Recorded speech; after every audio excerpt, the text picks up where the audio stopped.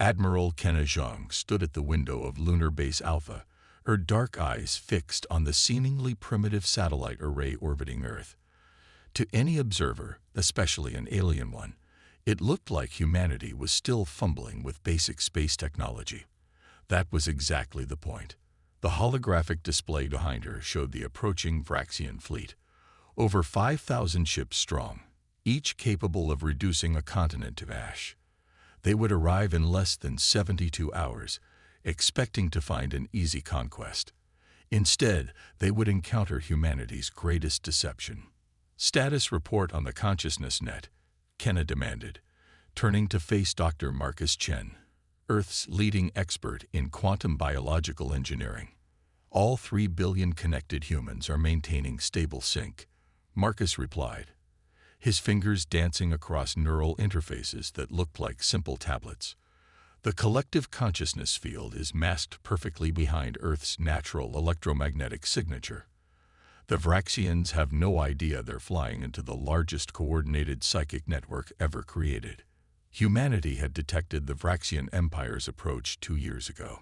Instead of building conventional defenses, they had pursued a radically different path. For decades, Earth had secretly mastered the integration of human consciousness with quantum computing, creating a technology that allowed billions of minds to work as one while maintaining individual identity. The satellite array wasn't just for communication. It was a vast antenna network for human consciousness, amplified and coordinated through quantum AI. Every human who volunteered to join the network became part of Earth's living defense system, their combined mental energy capable of affecting reality at the quantum level. They're broadcasting their usual surrender demands, Lieutenant Sarah O'Connor reported from her station. The young officer's eyes glowed faintly blue, the sign of an active neural link to the network. Same message they've sent to 17 other civilizations: submit or be destroyed. Kenna allowed herself a small smile. The Vraxians based their entire civilization on the principle of technological superiority. Their ships were powered by artificial quantum singularities. Their weapons could tear apart atomic bonds, but they had never encountered a species that had mastered the interface between consciousness and quantum reality. "Show me their scan results," Kenna ordered. The holographic display shifted, showing Earth through Vraxian sensors. They saw exactly what humanity wanted them to see: scattered cities, primitive fission power plants, chemical rockets, and basic satellites. The quantum biological technology that permeated every aspect of human civilization was completely invisible to their instruments. "They're deploying their advanced scout ships," Marcus noted, monitoring the fleet's movement. "Standard pattern. They'll do a close pass of our outer defense satellites to demonstrate their superior maneuverability. And that's when they'll learn their first lesson about humanity," Kenna said softly. "Initiate Protocol Omega. Let's show them what happens when 3 billion synchronized human minds decide to alter quantum probability." The consciousness net hummed to life, invisible to conventional sensors, but powerful enough to reshape reality itself. As the first Vraxian scouts approached Earth's orbit, they were about to discover that technological superiority meant nothing when faced with the coordinated will of humanity's unified consciousness. The greatest battle in human history was about to begin, and the enemy didn't even know they were already surrounded. Not by ships or weapons, but by the focused power of billions of synchronized human minds, each contributing to a defense system that defied the conventional laws of physics. The deception was perfect. The trap was set, and humanity was ready to demonstrate why consciousness, not technology, was the ultimate force in the universe.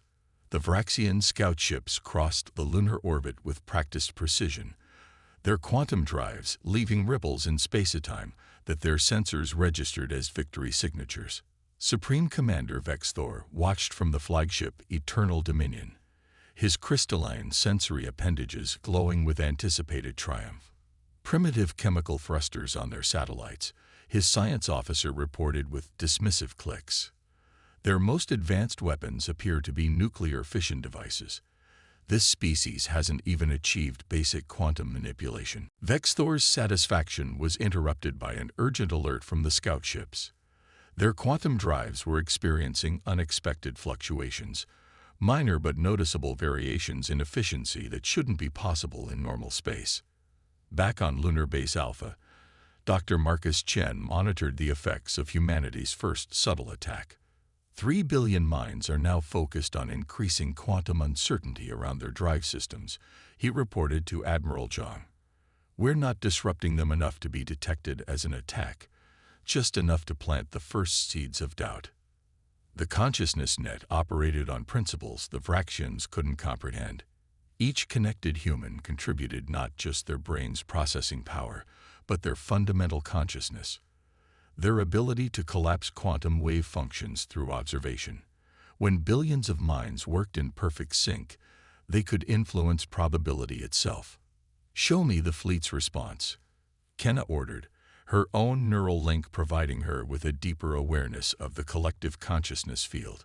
Through the net, she could feel the focused attention of humanity, like an ocean of thoughts all moving in coordinated waves.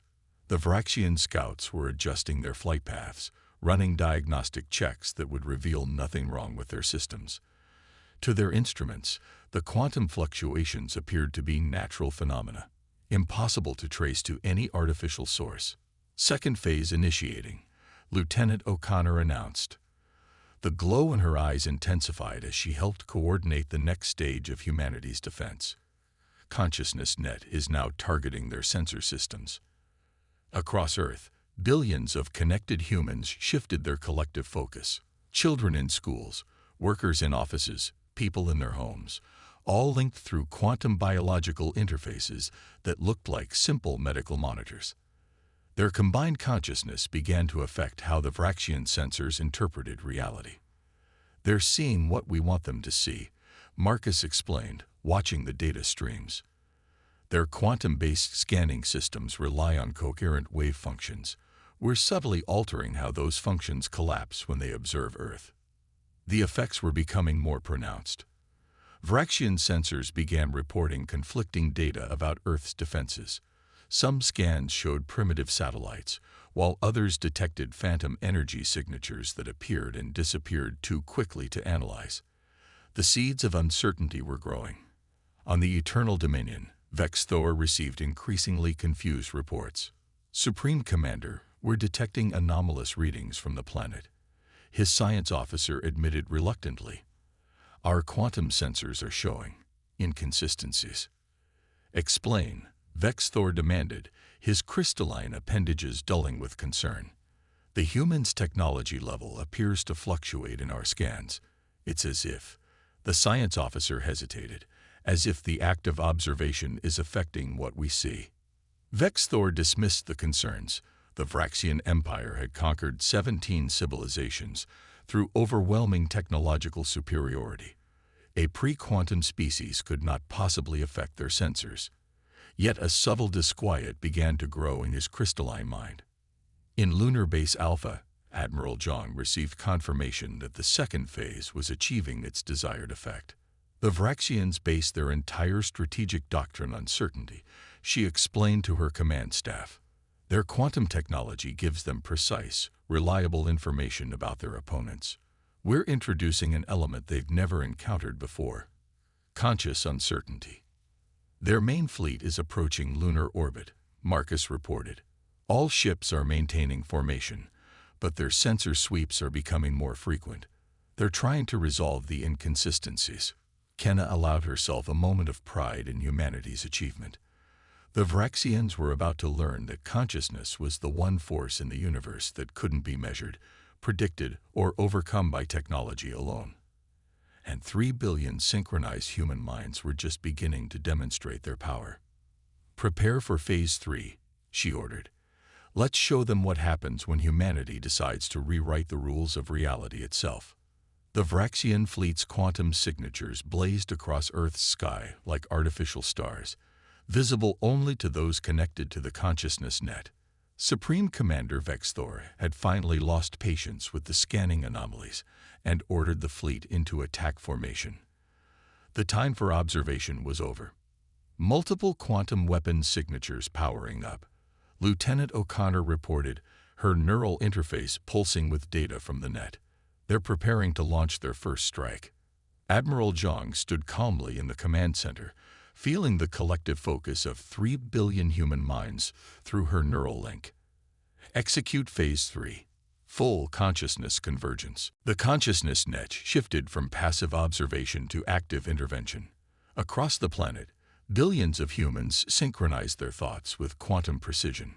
Children playing in parks, scientists in laboratories, farmers in fields, all temporarily united into a single vast awareness that extended beyond normal space-time.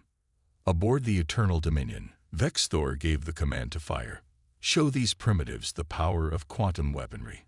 Target their largest population centers. The Vraxian fleet's quantum cannons discharged simultaneously, releasing beams of concentrated quantum energy capable of unraveling matter at the subatomic level. But something impossible happened. The quantum beams never reached Earth's atmosphere. Instead, they seemed to fade from existence, their energy dispersing into probability waves that never collapsed into reality. Vexthor's crystalline appendages flickered with disbelief. Weapons had no effect, his tactical officer reported, confusion evident in his clicking speech. Energy signatures disappeared. In Lunar Base Alpha, Dr. Marcus Chen explained what was happening. The consciousness net is affecting quantum probability at a fundamental level. Their weapons only work if quantum events collapse in predictable ways. We're making everything unpredictable. The Vraxians fired again, this time targeting Earth's satellite network. Again, their quantum beams seemed to dissolve into possibility rather than manifesting as destruction. Vexthor's composure began to crack. Impossible, he raged. Their technology is primitive. They cannot have quantum defense systems. We don't, Admiral Zhang whispered, though the Vraxians couldn't hear. We have something far more powerful, conscious intent multiplied by billions. The Vraxian fleet began to experience more than weapons failures. Their quantum drives started fluctuating wildly as billions of human minds focused on the probability matrices that kept them stable. Ships began to drift out of formation as their navigation systems reported conflicting positions in space-time. Their fleet is destabilizing, O'Connor reported with a hint of satisfaction. The quantum uncertainty field is affecting all their systems now. But the Vraxians weren't conquered 17 civilizations by giving up easily.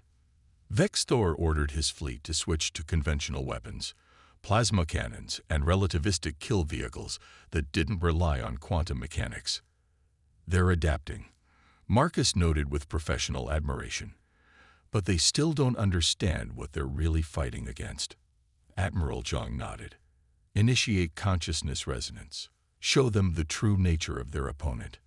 The consciousness net shifted again, this time projecting not just quantum uncertainty but direct awareness. Every Vraxian in the fleet suddenly felt the presence of billions of unified human minds, not as a weapon or an attack, but as an undeniable reality that their technology couldn't explain or resist. Vexthor staggered as the sensation hit him. For the first time in his life, he felt truly small.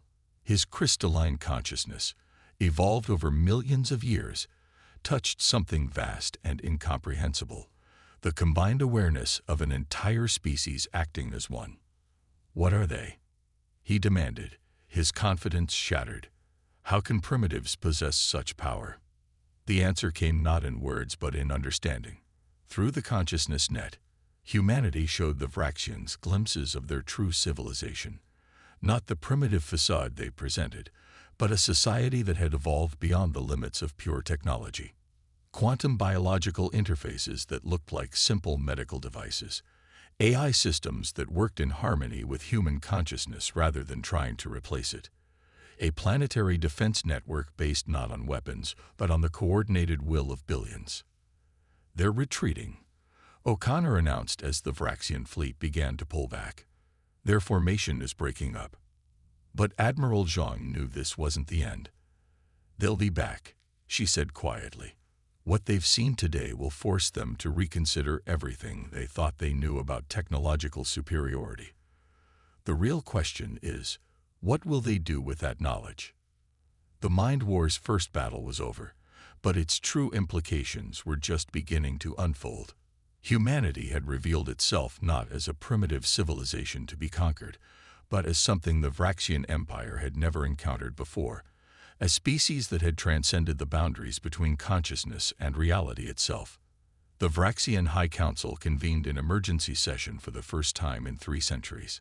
Supreme Commander Vexthor stood before the crystalline amphitheater, his sensory appendages dim with the weight of his report. The fleet's retreat from Earth had shaken the Empire's confidence to its core. The humans possess technology that defies our understanding, he explained to the assembled council. But it's not technology in any way we recognize. They've somehow merged consciousness with quantum mechanics on a planetary scale. Back on Earth, Admiral Zhang and her team monitored the Vraxian communications through the consciousness net. The quantum biological interfaces that looked like simple medical devices were now revealing their true power, allowing humanity to perceive and understand the Vraxians' crystalline language. They're trying to make sense of us, Dr. Marcus Chen observed, watching the data streams.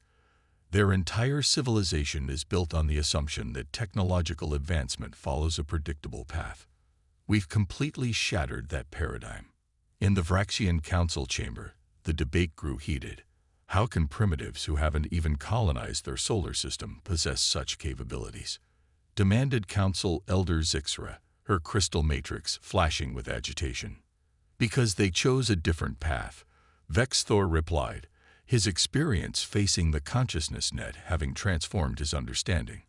While we focused on conquering space, they explored the boundaries between mind and reality. The council chamber erupted in clicking disputes. Some called for bringing the Empire's entire fleet, over 50,000 ships, to crush Earth. Others argued for immediate diplomatic contact. But Vexthor had one more revelation to share. There's more, he announced, silencing the chamber. Our quantum analysts have discovered something extraordinary in the sensor logs. The humans didn't just defend against our weapons. They fundamentally altered how our technology interacts with reality. They can change the basic laws of physics within their sphere of influence. On Lunar Base Alpha, Lieutenant O'Connor's neural interface pulsed with incoming data. The Vraxians are conducting deep scans of their affected ships, she reported. They're beginning to understand the full implications of consciousness-based quantum manipulation. Admiral Zhang nodded. This was the moment they had been waiting for. Send the signal, she ordered. Let's show them what cooperation could mean. Through the consciousness net, humanity transmitted not a message but a possibility, a glimpse of what could be achieved if Vraxian crystalline consciousness merged with human quantum biological technology. The vision rippled through the Empire's quantum communication network like a stone disturbing still water. In the council chamber, every Vraxian simultaneously experienced the potential future. Their crystalline minds, already capable of complex quantum computations, touched the vast sea of human consciousness. The effect was revolutionary. Impossible, Elder Zixra whispered, her crystal matrix vibrating with new frequencies. Their consciousness technology. It's compatible with our crystalline neural networks. They could teach us to transcend our physical limitations. Vexthor's sensory appendages blazed with sudden understanding. This is why they let us retreat, he realized. They weren't just defending themselves. They were showing us a new way forward. The High Council fell silent as the implications became clear. The Empire had spent millennia perfecting quantum technology, believing it was the pinnacle of civilization. But humans had discovered something far more profound, the ability to directly interface consciousness with the quantum fabric of reality itself. They're processing the possibility we showed them, Marcus reported, monitoring the Vraxian quantum communications. Their crystalline consciousness structure is already beginning to resonate with the consciousness net's frequencies. Admiral Zhang allowed herself a small smile. The Vraxians aren't our enemies, she said quietly. They're our first students, Their crystalline minds are perfectly suited for consciousness technology. They just never imagined it was possible. In the council chamber, the debate had transformed from how to conquer Earth to how to learn from it.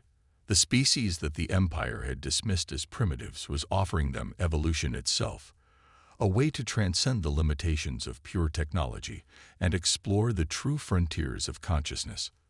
The question now, Vex Thor addressed the council, is whether we have the wisdom to accept that our path of conquest was always limited. The humans aren't asking us to surrender. They're inviting us to grow. The Empire stood at a crossroads, facing not a military decision, but a philosophical one. The species they had come to conquer was offering them something no amount of technological superiority could provide: the next step in consciousness evolution. 1 month after the failed invasion, the skies above Earth glittered with a different kind of display.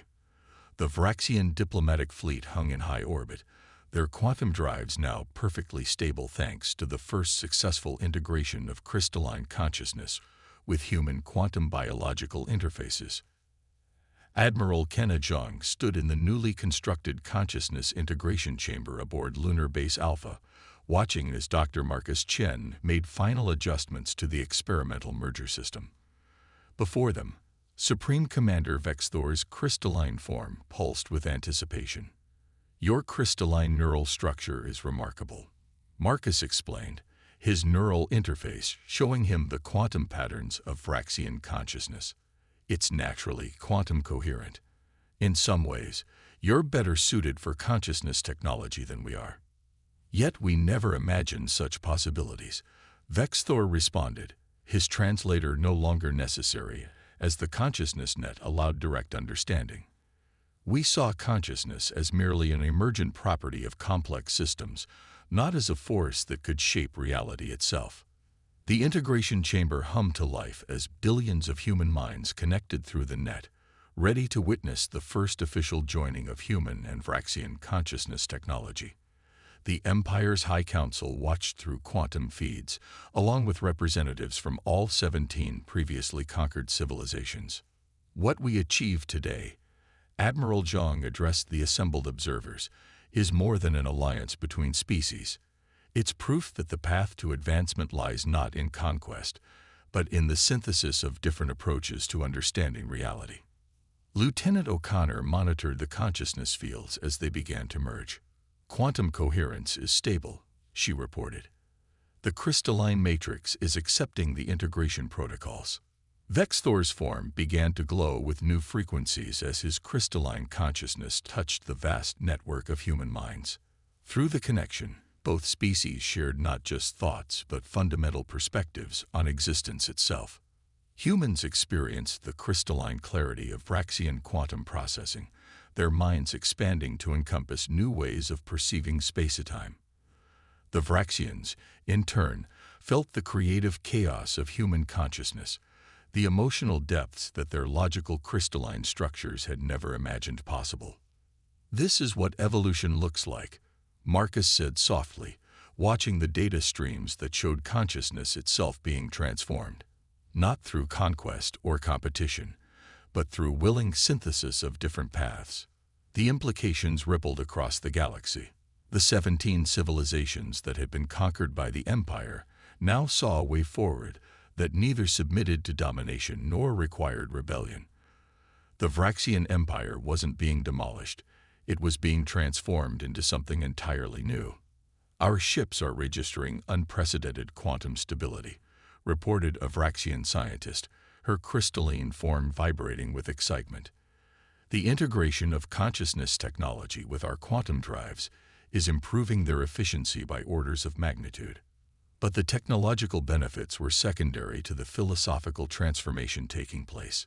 The empire that had sought to prove its superiority through force was discovering the power of collaborative evolution.